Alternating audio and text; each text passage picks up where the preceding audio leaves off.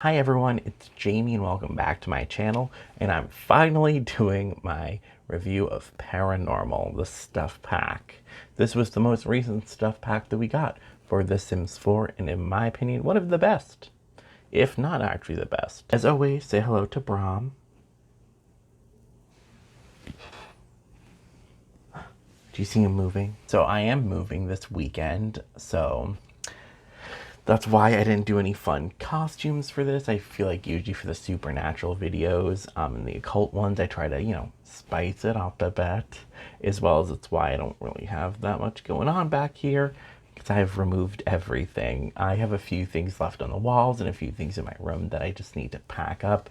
But other than that, the majority of, like, all my clothing's packed up, all of my books, my bookshelf, so we are really down to the bare minimum. Another update with my own personal life is I've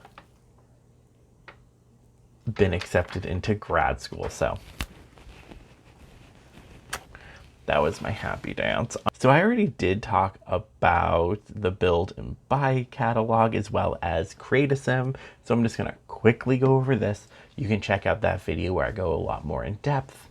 But build and buy, I think the items are great. I think if you got this pack alone just for the items, I would definitely say they are worth the $10 price, or maybe as close as worth it. Everything comes in a bunch of different swatches, so you have ones that kind of will have this kind of more New Orleans kind of southern vibe to it.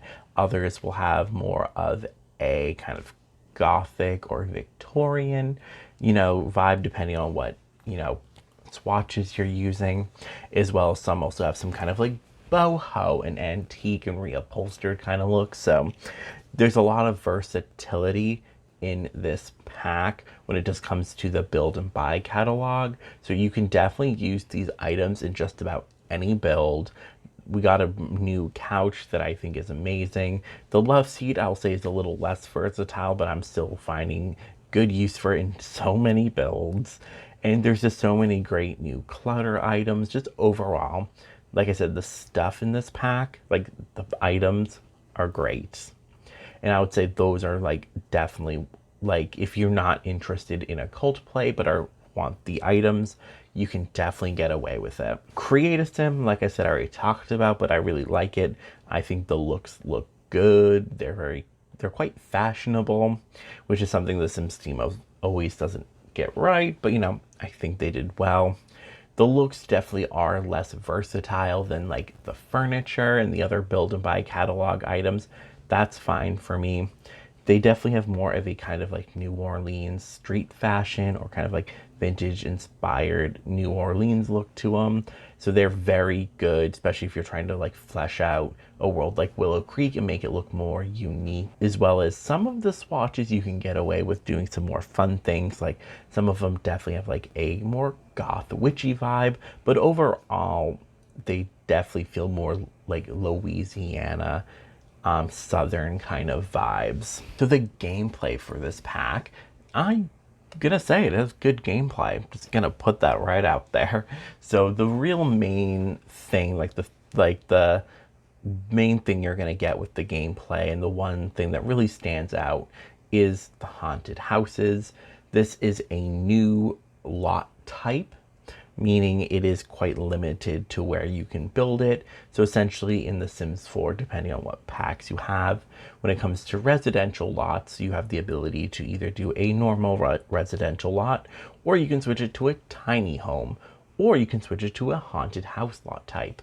So because of this, you can't make like a haunted house that's also a tiny house. Like, I guess you could make a tiny house and then switch it to haunted, but you wouldn't get any of those benefits from a haunted house, or you wouldn't get any of those benefits from a tiny house if you were to make it a haunted house, or if you were to make it a haunted house and then switch it to a tiny house, you wouldn't get any of the specters. So that is one thing to keep in mind. I think for me personally, when I think of haunted houses, though, I don't really think of tiny homes. I really think of big Victorian kind of mansions. So I think I can, I'm not offended by this. I think it's fine. Another thing to keep in mind is, other than penthouses, you aren't able to make apartments into a haunted house lot type. That's because the haunted house lot type, once again, apartments, you're not able to toggle on and off between different residential types. So, you know, if you're living in like an apartment in the Spice District of San Myshuno, you're not able to also make it a haunted house. You could take one of the empty lots that are not an apartment and maybe try to make something there if you really wanted to do city play, as well as you could also do a penthouse and make it that a spooky house lot, because the penthouses you can switch to restaurants, any other kind of community lot, so things to consider. But also with that, since this is a residential lot type, if you make a restaurant, you're not able to use this as well. Of course, you could use the newly renamed spooky lot trait on any of these builds if you want to get ghosts, but you won't get the specters and you won't get the accursed items that pop up. So that is one thing to keep in mind. If you're like really like, oh, I want everything to be haunted, you won't get the same level of haunted everywhere, because you're gonna have to settle for the spooky lot trait on things like restaurants and apartments. Haunted houses, though, are really great. I think they're super fun. On your first night around 9 p.m. of living in a haunted house, you will be given a little pop-up prompt that kind of like inspired by tarot cards, visually at least, letting you know that you are living in a haunted house, and to kind of like to expect some like weird things to happen. From my gameplay, I've noticed usually the first night not a lot happens. Like if any specters show up, it's going to be probably one, and they're either going to be the friendly or like the mopey ones. You're not going to get any aggressive ones. You're also not going to get any like, at least in my testing, I didn't get any accursed items on the first night. And the most thing was there was some, maybe like some lights flickering or maybe like some weird sounds, but other than that, the first night's pretty uneventful. On your second night, our brand new NPC Gidry shows up. Gidry is like this ghost of a former paranormal investigator.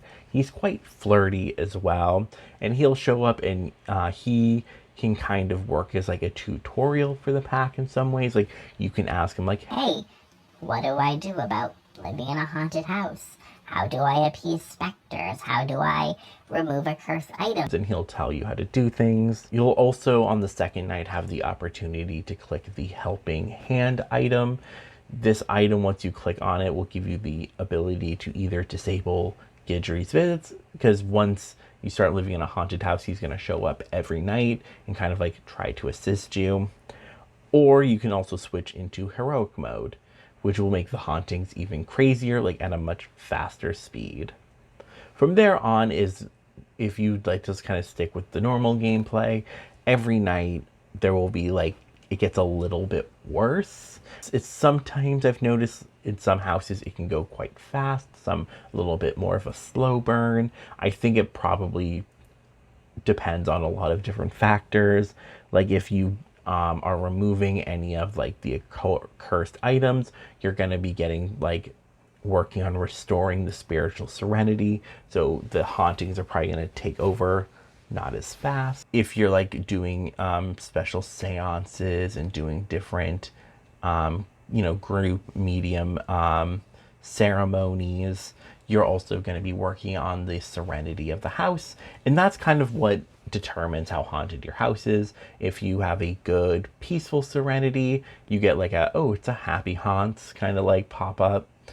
But if you want like the spooky and the scary, you got to let these like evil tendrils and dolls and other cursed items kind of show up, and you got to let them linger, and you got to either try not to appease the spirits or make them mad or just like ignore them, and you got to let the everything get worse by like not trying to use the seance table to either sense the spirit, the volatility of the house, or doing any kind of ceremonies that might bring the serenity back down. So these are things to kind of like to think about. But from what I've noticed in my gameplay, the house is like, as your nights go on, get crazier and crazier with different hauntings and different levels and the ability of new specters and certain haunts showing up. So I think that's quite fun, and it seems to mimic how a lot of like hauntings are depicted on TV and in movies or and in literature.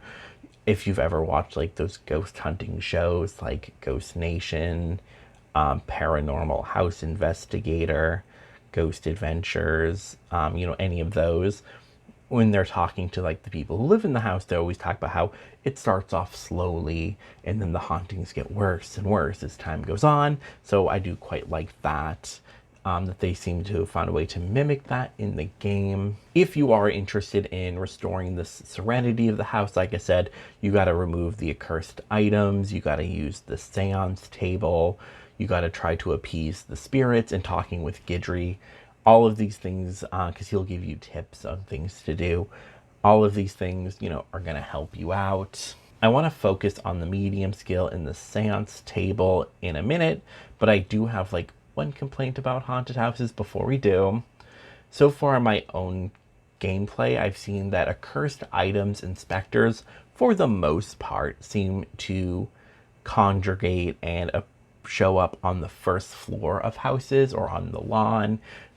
They don't seem to show up on the second floor or like anywhere else.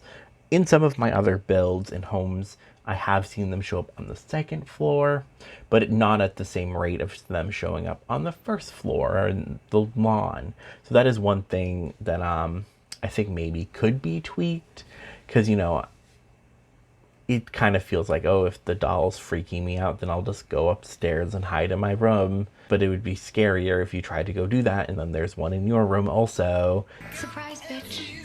I bet you thought you'd seen the last of me. So, and like I said, in my gameplay, I have in different houses and different sizes. Some really big, some more medium, and some small. I've seen, them sometimes show up on the second floor, but it seems for the most part they spawn at a much higher rate on the first floor.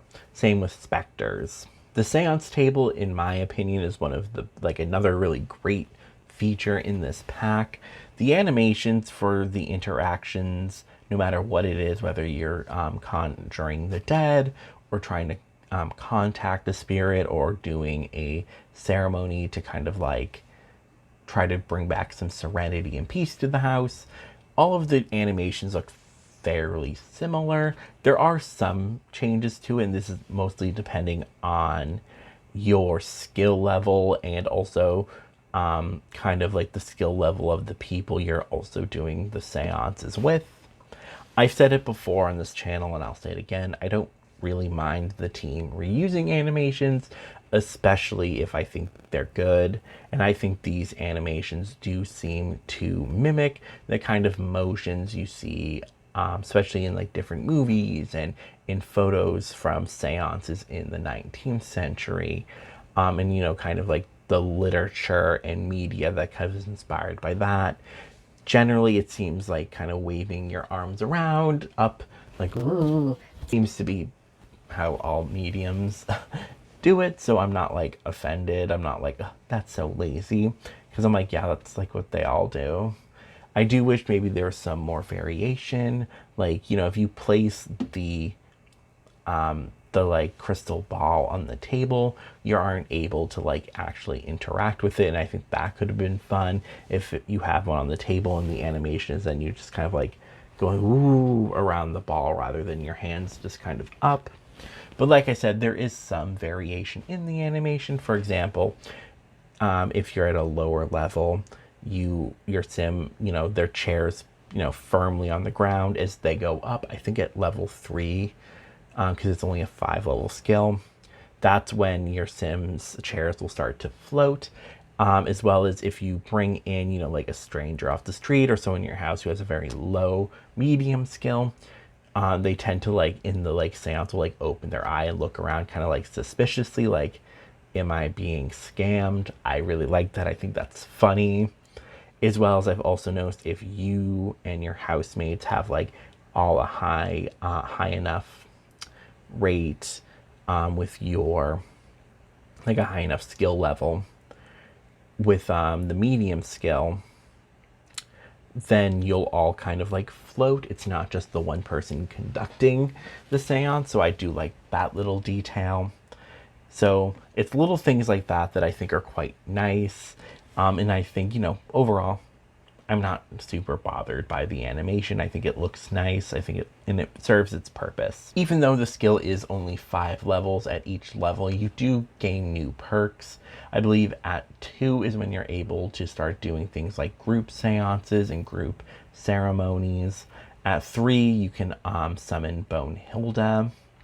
I do wish the medium was like a full 10 out of like 5 skill, but the medium skill being 5 isn't the end of the world. You can get through it quite fast, I've noticed. Even, but if you, are balancing this skill with work or other things, I can definitely see it not being as bad, like being able to like actually enjoy it and drag it out a little bit if you'd like. But if you really just want to like spam it, you can. So overall, I really like the table. I like how it operates. If I were to nitpick, I guess I could say I wish that the table had also included maybe features or animations that were inspired by how 19th century mediums held seances, and that's the medium would have these different like gears and lever kind of systems on the table that they could, during the seance, use their foot to tap it or whatever, and cause the table to spin or kind of like lean one way. And this was how like they kind of like, convinced all those people, ooh, we're speaking to the dead. So I wish maybe the table spun around a little or something. But once again, these aren't things I have really needed. And I also don't think you really see them in like modern adaptations about like mediums and stuff, because I think it's become so like kind of silly. But I think it could have been fun. Related to the seance table and the medium skill is Bone Hilda, because once you get high enough, you can use the table to summon her. I was a little like sad at first to hear that we weren't getting the whole like random coffin in your house, but I'm kind of fine with the table and it being connected to the medium skill. It like gives you a reason, even if you don't want to live in the haunted house, like, because I could see this being one of those skills that if you're like, why would I need this if I don't want to be a paranormal investigator? Well, now if you want Bone Hilda, you need to be at least level 3. So I do quite like that. It kind of, forces you to kind of actually like invest your time in that gameplay. And it's kind of like a payoff. Bone Hilda, I am really glad that they brought her back. I'm going to say this, and some people might disagree. I think she's back and better than ever, really. There are, I have some complaints about her, but overall, I think she's such a fun and quirky addition to the game. She seems to have so many of her old perks, but they've seemed to update her a little. She's also not just a reskin of maids who kind of like show up to your house and clean. She has her own specific animations. For example, like she'll do a little bone dance. She tends to be quite flirty naturally, as well as some other things she does that like maids won't. She'll like actually clean. She'll give you like random chicken nuggets that she's just pulling out of nowhere, like thanks for the food.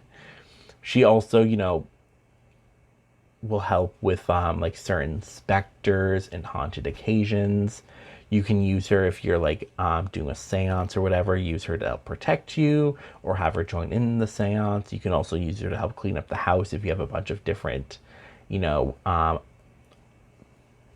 accursed items building up that need to be cleaned up, as well as she does have like this one specific, which I don't want to get into, but if you play long enough, you'll encounter a kind of very vengeful, angry spirit, and she just like, she'll protect you from her. So love that.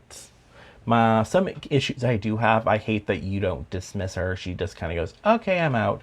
I do get that, she's got hot girl things to do, but it is a little sad that she just kind of goes on her own. And I do think it's a little funny to me that like she comes through the table, like you use your power to summon her, but then she just like walks out the front door. I just think it's kind of silly. It's not enough like for me like, oh, they ruined her, but I just think I'm like, oh, that's like kind of funny. Like we got to summon her magically, but then she's like, oh, I got to go catch the train. See you later. Another thing that I think is really fun about her is, she brings so much personality to this character. She doesn't, like, the maid and the butlers, I feel like, feel so boring. For example, if you don't have a lot to do in your household, like, she's come in, she's like, it's not that dirty, and there's nothing really for her to do. I noticed she tends to run off and go do like a sexy bone dance in the street. I think it's quite funny. I can see how it can get annoying. So I would definitely say if you're gonna conjure her, make sure you have plenty of things for her to do. Because, if you don't interact with her and there isn't anything for her to clean, she's gonna go like shake her hips at your neighbors, and I don't know how they're gonna feel about that. Another kind of fun thing about her is I don't know. I just think she's great. Yeah, I think they really did a good job on Bonehilda. I'll agree, like, visually they made her look more like the Sims 3 skeleton, or the Sims 4 skeletons we have. I thought she would have maybe looked a little bit more akin to her Sims 3 version, but I'm not mad about it. I understand, like, for consistency for the world building, this makes sense. She definitely has like less cleavage than she used to have, but we stand Bonehilda no matter how she looks. Anyways, I really like Bonehilda. I think she's fun. And I also, another thing compared to past versions, at least in The Sims 3, this could have been a glitch maybe in my game, but you could never really build a relationship with her. In The Sims 4, you actually can. You can become really good friends with her. You can, build up romance with her because she is quite flirty, so that's probably just going to happen naturally. It makes me, I'm not saying they need to add like three-way woohoo, because, that might send the team rating out the window, but just saying her and Gidry both flirting with you in a haunted house, I mean, things are going to happen. Anyways, Bonehilda, great. 11 out of 10. We stan. Another feature in this game pack that was quite, in my opinion, very interesting, and like one that I don't think many of us expected, was we got an active freelance career, paranormal investigator. This career seems to be kind of modeled a little bit off of how the detective career from Get to Work works, in the sense that you go to a location and you have to do your job there. Usually with most active careers, you kind of like go to an office or something, or a set. Here you go to someone's house, but rather than looking for like the evidence like you do with the detective career, here you're looking for the different like specters to try to appease them, or you're looking for like accursed items to remove, or areas you can have a seance. Essentially your goal is to get there, and rather than having like a list of things to do, it just kind of tells you to exercise a lot, and you kind of use your like intuition or the things that you've learned from Gidry and living in a haunted house to remove to like exercise it and remove the hauntedness. The way you get this career is once you've maxed out the medium skill, it is offered to you, like it opens up like a new interaction with Gidry to get a paranormal investigation license. However, if you don't want to max out that skill and you maybe would rather work on the skill while doing the career, or maybe have like a sim who isn't a medium come in, like maybe like have a Zach Baggins or something, from Ghost Adventures, you can purchase it in the reward store. It is quite expensive, but I do get it. I think it's because they realize if you don't have the ability to do seances, it's gonna make this career quite hard. As I've noticed with every time I've played it, I've always found myself kind of relying on the seances a little bit more than I thought I would, which is not a bad thing. But like I said, I was like, oh, I didn't expect that. So as you go around and you're appeasing specters, one of the other options is to remove the accursed items. You do that by kicking them and destroying them. And this animation, I don't love it. Like, I don't think it's a bad animation. I'm like, okay.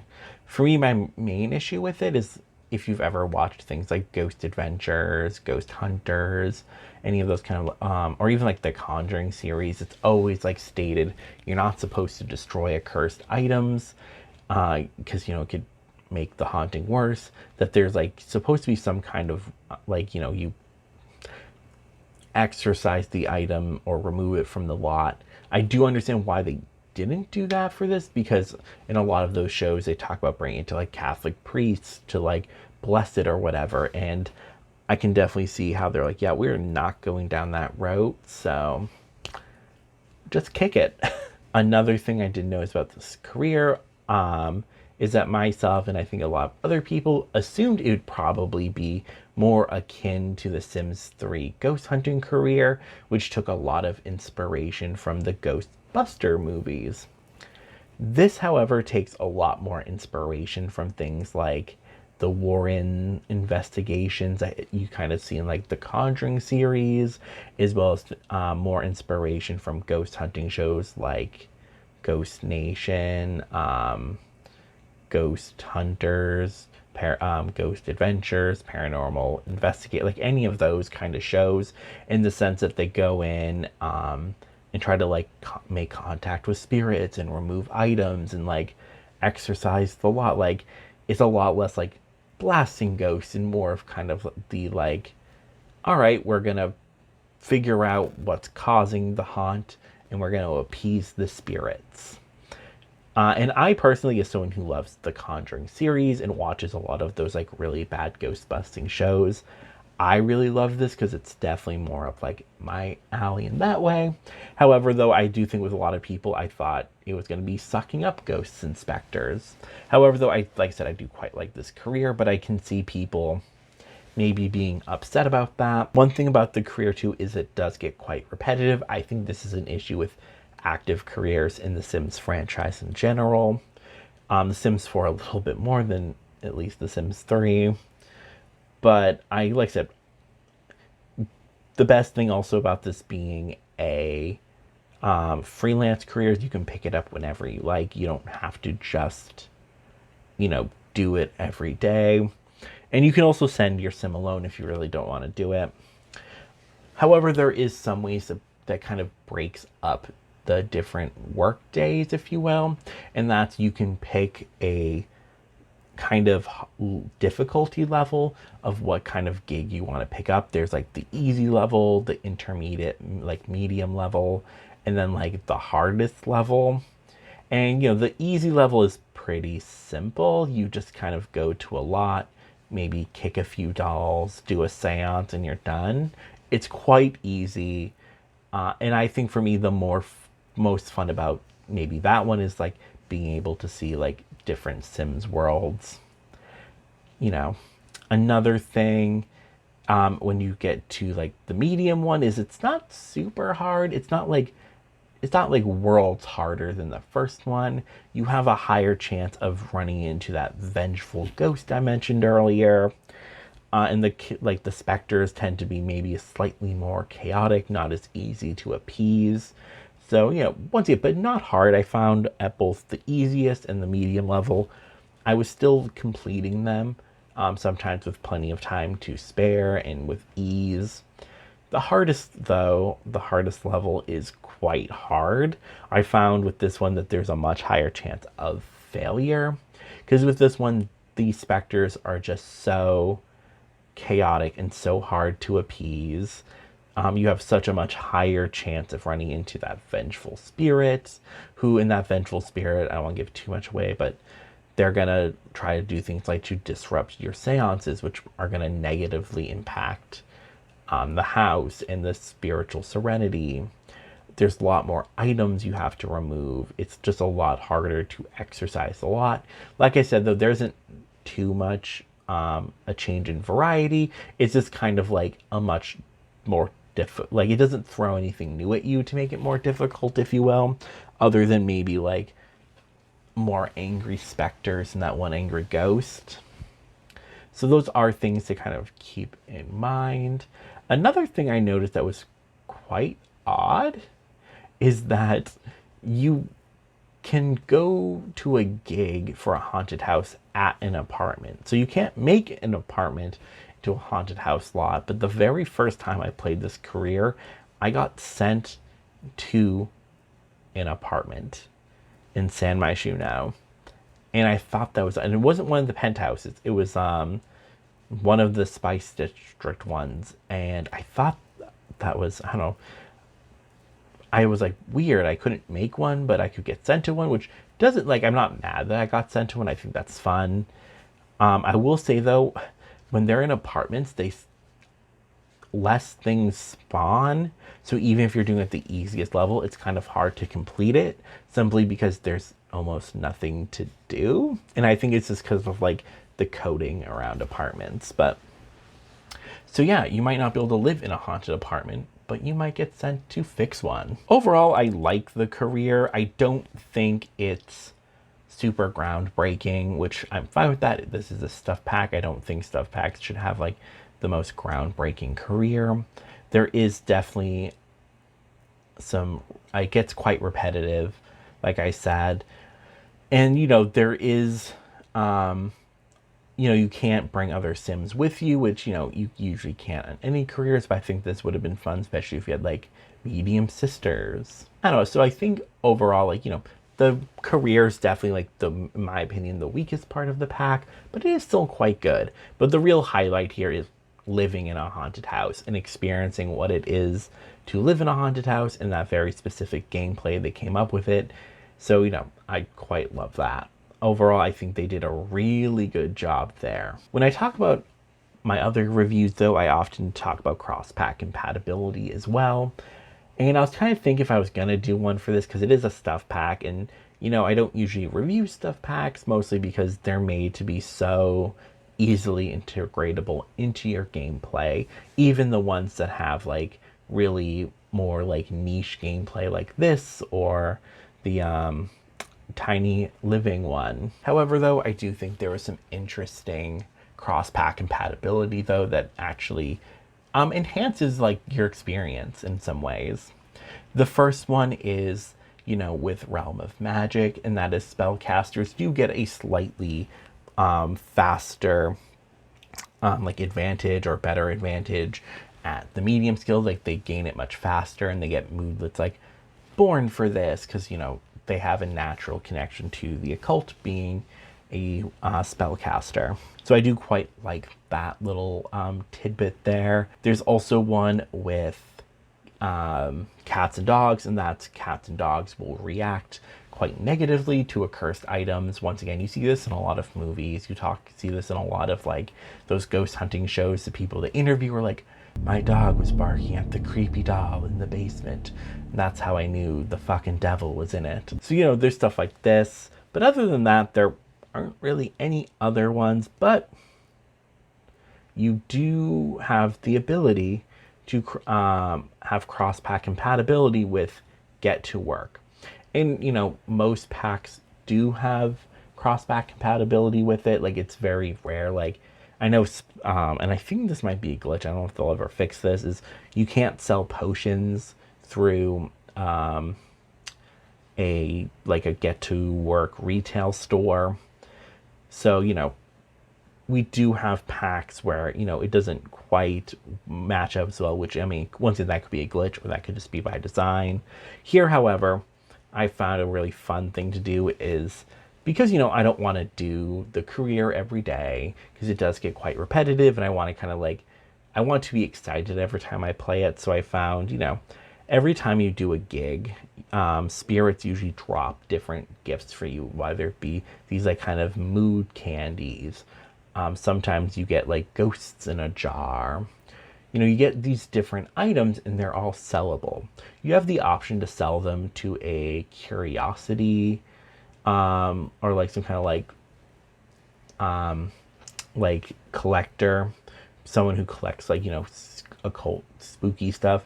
I thought it'd be fun instead to open a store and sell those. And that's what I've been doing with one of my Sims. She'll do you know, maybe a few gigs, and then she'll go to the store and she'll sell her items that way. And I found that it's quite profitable. Sims, for some reason, really like to buy specters in a jar. Don't know why. They don't really like to buy anything else, but yeah, the specters in the jar are like a hit. However, though, there is one that I thought was weird that there wasn't cross compatibility with, and that was Get Together. And I was expecting there to be like the ability to do like seances like as a group activity. It was not, so you can't make like a seance group, and I think that's kind of sad, but you know, you can't win them all.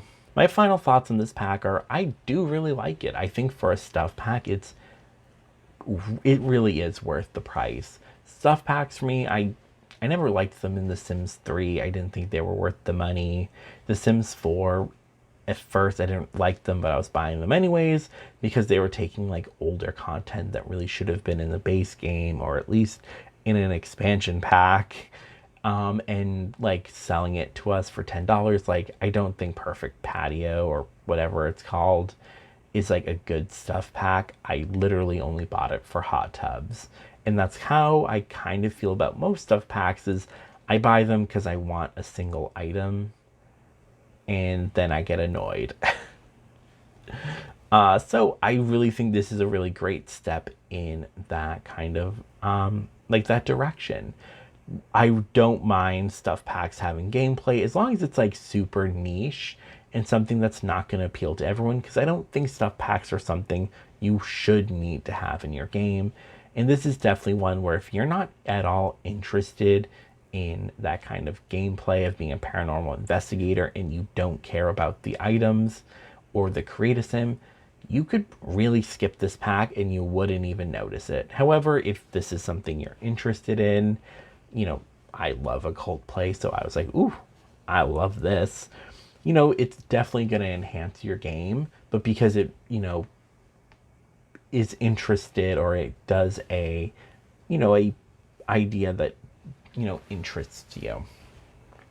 And I do think they did it really well. So this pack, I definitely say it's definitely worth the $10. You know, for supernatural gameplay too, I think it's super in depth for a stuff pack. And you know, I just love it. I keep playing with it. I love living in haunted houses. I love doing the new career. I love summoning Bonehilda. So I mean, like, and I can't stop using the build and buy. I'm sorry. It's so good. So anyways, that's where I'm at with this. I really like this pack. However, if you're not interested in, you know, the gameplay or the items, you can totally skip it. If you definitely just want to buy it for the create a sim and the build and buy items, and you think that's like, you're like, yep, that's worth $10 there, I would say you can definitely do. It's not like vampires or Realm of Magic where you have like those occults now kind of like in your world. As long as you don't turn any house into a haunted house lot, these specters will never show up and you'll never deal with that gameplay. I know that's like a critique some people have of vampires, is that they just hate Vlad shows up at their door every night. I personally think it's funny, but we aren't here to ask me. So if you're definitely like, if you're like, I don't like a cult play, but I really want all of the new items from this pack, I'd say, yeah, you could definitely still get it. And you wouldn't even like think you're having that kind of like dark occult play, because, you know, it doesn't affect your world unless you specifically make a haunted house lot. So I quite like that. Anyways, so my last thought also is because this is a lot type, it's so easy to toggle on and off. So for whatever gameplay story you're telling, if you want to do one where like they like exorcise the ghost forever or whatever, you can do that. If you want to, you know, maybe to spend a few nights in a haunted house, you can do that. Like, it's so versatile in that ways. Because it is so easy to toggle on and off like a tiny house. Like, as soon as you don't want to live in a tiny house anymore because you want to expand, it's so easy to be like, nope, we're done with a tiny house. We're going for a mansion. And you can do that here. We're like, I'm done living in a haunted house. I'm going back to suburbia or whatever. So anyways, thank you so much for watching this video. I hope I hope this review helped you. For anyone out there who's on the fence or just want to know a little bit more. I know the pack came out in January and now it's March, but it takes me so long to do reviews because I really want to make sure that like I really play with them and get as much as I can out before I give a thought. I just want to be like, yeah, I like this, because who knows, a month later, if I didn't really play it, I could be like, oh, like I don't really like reviews that come out like the week of, because then I'm like, you haven't really played with it to see if you actually like can get long-term play out of it. Like I said, we're in March and I'm still like, yep, we are a paranormal stuff pack stan, and I don't stan any stuff pack. So anyways, thank you so much for watching this video. Say bye to Brahm, and I'll see you in the next one.